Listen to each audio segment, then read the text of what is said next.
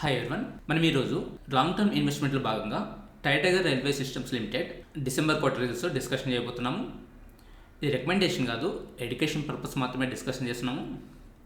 మీరు ఏదైనా financial decision తీసుకునేటప్పుడు ఎమోషన్స్తో కాకుండా కామన్ సెన్స్తో ఆలోచించండి. అప్పుడే మనము తప్పులు చేయడానికి ఆస్కారం ఉంటుందన్నమాట. మనం ఇప్పుడు కన్సాలిడేట్ రిజల్ట్స్ చెక్ చేయబోతున్నాము. ఇక్కడ అమౌంట్ వచ్చి ల్యాక్స్లో ఉంది. దీన్ని మనము క్రోర్స్లోకి కన్వర్షన్ చేసుకుందాము. మనం ఇప్పుడు ఇయర్ ఆన్ ఇయర్ రిజల్ట్స్ అలాగే quarter on quarter results discussion చేయబోతున్నాము. ఇయర్ ఆన్ ఇయర్ రిజల్ట్స్ అంటే ఈ డిసెంబర్ క్వార్టర్ రిజల్ట్స్ను లాస్ట్ ఇయర్ డిసెంబర్తో కంపేర్ చేస్తే అది ఇయర్ ఆన్ ఇయర్ రిజల్ట్స్. అలాగే సెప్టెంబర్ క్వార్టర్ను డిసెంబర్తో కంపేర్ చేస్తే అది క్వార్టర్ ఆన్ క్వార్టరు. మనం ఎక్కువ ఇంపార్టెన్స్ ఇయర్ ఆన్ ఇయర్ రిజల్ట్స్కి ఇస్తామన్నమాట. ఫస్ట్ వచ్చి revenue from operations. Last year 766 crores అయితే ఇప్పుడు 954 క్రోర్స్ అనమాట. ఇక్కడ చూసినామంటే 766 నుండి 954 అంటే దగ్గర 180 క్రోర్స్ పెరిగింది. తర్వాత అదర్ ఇన్కమ్ చూసినాం లాస్ట్ ఇయర్ 10 క్రోర్స్ అయితే ఇప్పుడు 14 క్రోర్స్ అనమాట. ఇక్కడ 4 క్రోర్స్ పెరిగింది. సో ఓవరాల్ టోటల్ ఇన్కమ్ చూసినామంటే 776 నుండి 969 క్రోర్స్ పెరిగింది. సో వీళ్ళకు రెవెన్యూస్ అనేది చాలా బాగా పెరిగింది. ఇది పాజిటివ్ పాయింట్ అనమాట. సో ఈ రెవెన్యూస్ జనరేట్ చేయడానికి వీళ్ళు ఏమేమి ఎక్స్పెన్స్ చేసినారని చూస్తాము. ఇక్కడ ఎక్స్పెన్సెస్లో cost of raw material consumed so 581 crores నుండి 738 క్రోర్స్ పెరిగిందనమాట. సో ఇక్కడ రెవెన్యూస్ పెరిగింది, దాంతోపాటు కాస్ట్ ఆఫ్ రా మెటీరియల్ పెరిగింది. సో అది ఎంత పెరిగిందంటే దగ్గరగా 150 క్రోర్స్ పెరిగింది. సో ఇక్కడ చూసినామంటే రెవెన్యూస్ చూస్తే 180 క్రోర్స్ అయితే దాంట్లో రా మెటీరియల్స్కి 150 క్రోర్స్ పోయిందనమాట. తర్వాత change in inventories last 25 crores అయితే ఇప్పుడు 8 క్రోర్స్ అనమాట. సో ఇక్కడ చేంజ్ ఇన్ ఇన్వెంటరీస్ తగ్గింది. తర్వాత employee benefit expenses last year చూసినామంటే 14 క్రోర్స్ అయితే ఇప్పుడు 15 క్రోర్స్. సో ఇక్కడ ఎంప్లాయీ బెనిఫిట్ ఎక్స్పెన్స్ అనేది పెద్దగా చేంజ్ లేదు. అంటే వీళ్ళు కొత్తగా ఎంప్లాయీస్ రిక్రూట్ ఉండకపోవచ్చు అనమాట. అందుకే శాలరీస్ అనేది ఎక్కువ పెరగలేదు. తర్వాత finance cost so last year చూసినట్టు 23 క్రోర్స్ పే చేస్తే ఇప్పుడు 18 క్రోర్స్ పే చేశాను అనమాట. సో ఇక్కడ దగ్గరగా 5 క్రోర్స్ ఇంట్రెస్ట్ తగ్గింది. సో ఇంట్రెస్ట్ తగ్గిందంటే దాని మీనింగ్ ఏమంటే వాళ్ళకు డెప్ట్ తగ్గిందనమాట. సో ఇది పాజిటివ్ పాయింట్ అనమాట. అలాగే వీళ్ళు ఇంట్రెస్ట్ అనేది 18 క్రోర్స్ పే చేస్తున్నారంటే వీళ్ళు ఇంట్రెస్ట్ తక్కువ పే చేస్తున్నారు, అంటే వీళ్ళకి మినిమల్ డెప్ట్ ఉందన్నమాట. అది పాజిటివ్ పాయింట్. తర్వాత డిప్రిషియేషన్ లాస్ట్ ఇయర్ 5.4 క్రోర్స్ అయితే ఇప్పుడు 6.7 క్రోర్స్. ఇక్కడ పెద్దగా చేంజ్ లేదు, దీన్ని ఇగ్నోర్ చేసుకుందాము. తర్వాత other expenses so last year 73 crores అయితే ఇప్పుడు 81 క్రోర్స్ అనమాట. సో ఇక్కడ 8 క్రోర్స్ పెరిగింది. ఇది పెద్ద చేంజ్ కాదు. సో మనకి ఇప్పుడు రెవెన్యూస్ ఎక్స్పెన్స్ వల్ల ఏమర్థమైందంటే వీళ్ళకు రెవెన్యూస్ అనేది బాగా పెరిగింది, దాంతోపాటు కాస్ట్ ఆఫ్ రా మెటీరియల్ కూడా పెరిగిందనమాట. అలాగే ఫైనాన్స్ కాస్ట్ కూడా తగ్గిందనమాట. సో ఇది గుర్తుపెట్టుకోవాలి. సో తర్వాత ప్రాఫిట్ బిఫోర్ ట్యాక్స్ సో ఇది చూసినామంటే లాస్ట్ ఇయర్ 47 క్రోర్స్ అయితే ఇప్పుడు 100 క్రోర్స్ అనమాట. సో ఇక్కడ దగ్గర 53 క్రోర్స్ పెరిగింది. తర్వాత ట్యాక్స్ ఎక్స్పెన్సెస్ సో దీంట్లో కరెంట్ ట్యాక్స్ చూసినామంటే లాస్ట్ ఇయర్ 15 క్రోర్స్ పే చేస్తే ఇప్పుడు 27 క్రోర్స్ అనమాట. సో ఇక్కడ కరెంట్ ట్యాక్స్ అనేది పెరిగింది, ఎందుకంటే వీళ్ళకి ప్రాఫిట్ బిఫోర్ ట్యాక్స్ అనేది పెరిగింది కాబట్టి. సో వాళ్ళు ట్యాక్స్ కూడా ఎక్కువ పే చేసినారు, ఇది పాజిటివ్ పాయింట్. తర్వాత డిఫర్డ్ ట్యాక్స్ సో ఇక్కడ చూసినామంటే లాస్ట్ ఇయర్ 45 lakhs క్రెడిట్ అయింది, ఇప్పుడు వచ్చి 2.5 crores క్రెడిట్ అయిందనమాట. ఓకే, అంటే ఇంతకుముందు ఆల్రెడీ ట్యాక్స్ ఎక్కువ పే చేస్తారు, దానివల్ల ఈ సంవత్సరంలో వీళ్ళకు ట్యాక్స్ అనేది క్రెడిట్ అయిందనమాట. So overall total tax expense చూసినామంటే లాస్ట్ ఇయర్ 15 crores పే చేస్తే ఇప్పుడు 25 crores అనమాట.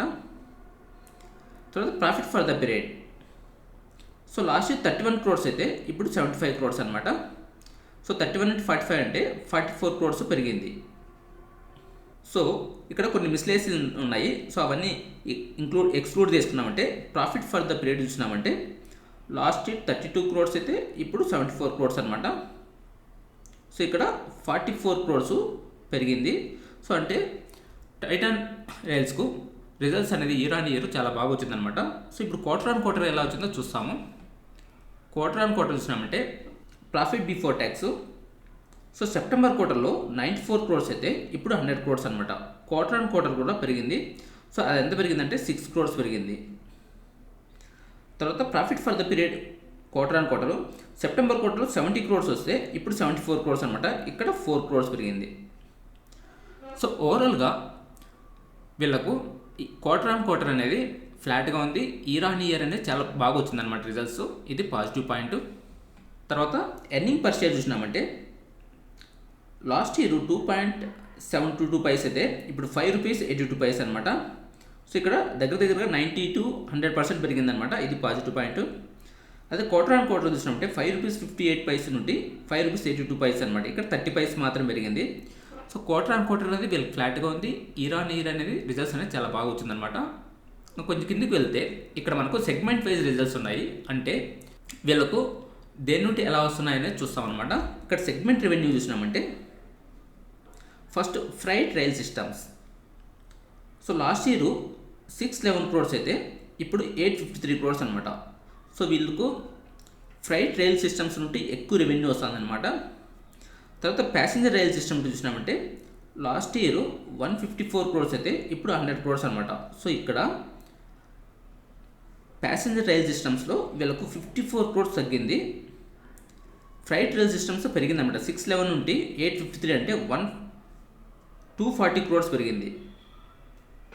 సో ఇది మనం అనలైజ్ చేసుకోవాలన్నమాట. తర్వాత సెగ్మెంట్ రిజల్ట్స్ చూసినామంటే ఇక్కడ ఫ్రైట్ రైల్ సిస్టమ్స్లో లాస్ట్ ఇయర్ 62 క్రోర్స్ అయితే ఇప్పుడు 109 క్రోర్స్ అనమాట. సో ఇక్కడ 47 క్రోర్స్ పెరిగింది.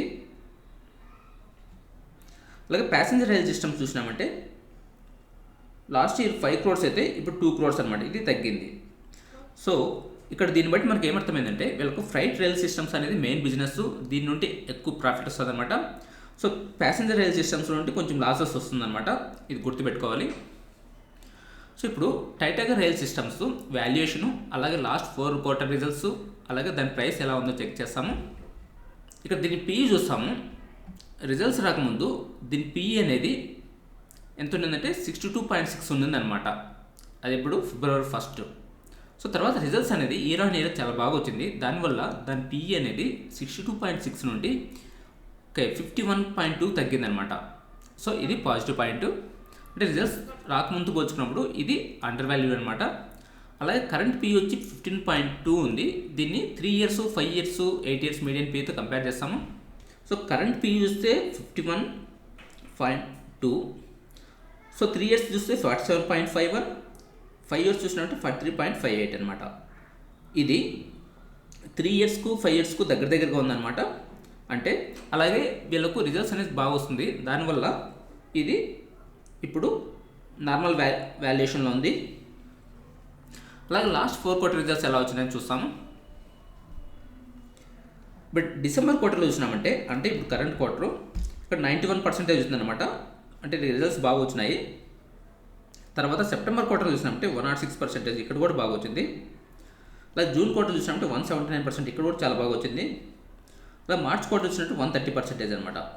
అంటే లాస్ట్ 4 క్వార్టర్స్లో వీళ్ళకి రిజల్ట్స్ అనేది చాలా బాగా వచ్చింది. అందువల్ల దీని ప్రైస్ ఎలా చేంజ్ అనేది చూస్తాము. ఇక్కడ చూసినామంటే 1 ఇయర్కి ముందు దీని ప్రైస్ అనేది 82 రూపీస్ ఉందన్నమాట.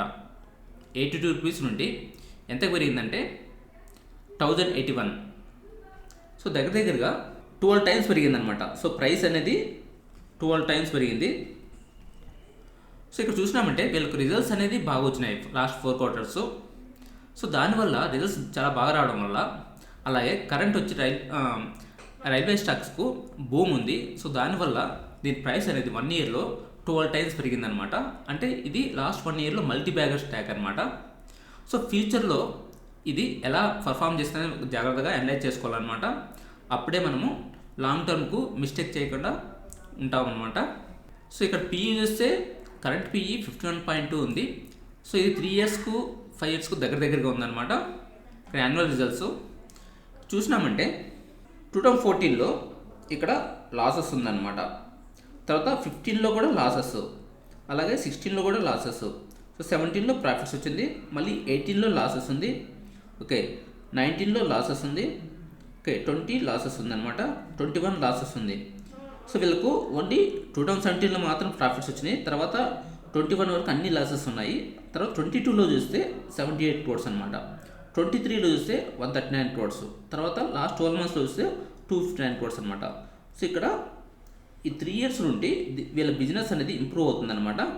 సో దీనివల్ల దీని ప్రైస్ కూడా చాలా ఎక్కువ పెరిగిందనమాట. సో ఫ్యూచర్లో కూడా వీళ్ళు రిజల్ట్స్ అనేది బాగా ఇస్తే సో అప్పుడు దీని ప్రైస్ ఇంకా పెరిగే ఛాన్స్ ఉంటుంది. లేదంటే సో ఇది చాలా ఎక్కువ పెరిగిందనమాట.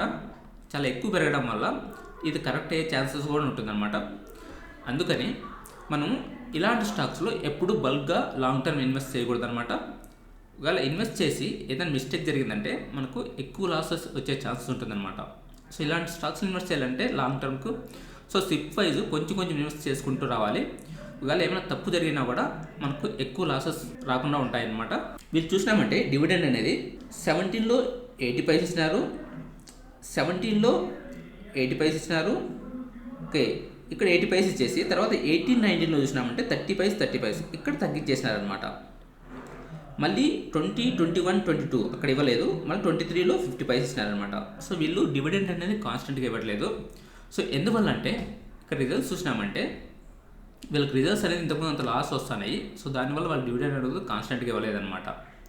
సో తర్వాత ఇప్పుడు 22 నుండి వీళ్ళకి ప్రాఫిట్స్ వస్తున్నాయి. సో 23లో మళ్ళీ స్టార్ట్ చేసినారు డివిడెండ్ అనేది. సో మళ్ళీ వీళ్ళు కంటిన్యూ చేస్తారా లేదని జాగ్రత్తగా అనలైజ్ చేసుకోవాలన్నమాట. అంటే వీళ్ళు డివిడెండ్ కంటిన్యూగా ఇస్తూ పోతున్నారంటే ఇంకా ఫ్యూచర్లో సో అప్పుడు ఆ స్టాక్ బాగున్నట్టు మనం ఒక నమ్మకం పెట్టుకోవచ్చు అనమాట. సో ఓవరాల్గా టైటాగర్ రైల్ సిస్టమ్స్కు రిజల్ట్స్ అనేది ఇయర్ ఆన్ ఇయర్ చాలా బాగా వచ్చింది, క్వార్టర్ ఆన్ క్వార్టరు ఫ్లాట్గా ఉంది. కానీ ప్రైస్ చూసినామంటే లాస్ట్ 1 ఇయర్లో ఇది దగ్గరగా 12 టైమ్స్ పెరిగిందనమాట.